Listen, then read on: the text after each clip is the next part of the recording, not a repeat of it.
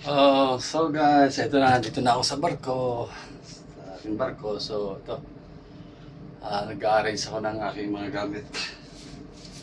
So, para naman alam natin kung saan naman dapat ipwesto. Ang gamit.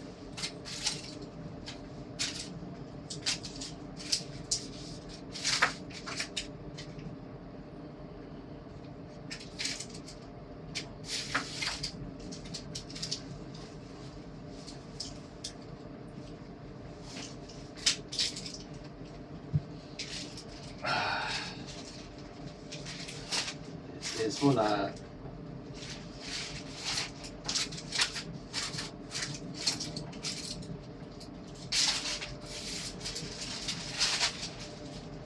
Para hindi masyado maraming abubot.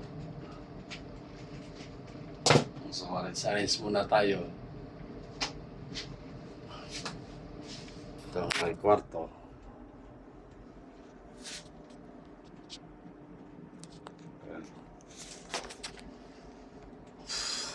Sige, mag-release muna ako po.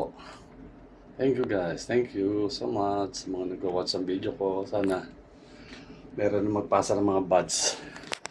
Mga star dyan sa mga nanonood. Thank you so much. And puntahan nyo po yung aking YouTube channel, Bossing Page 27. Thank you guys.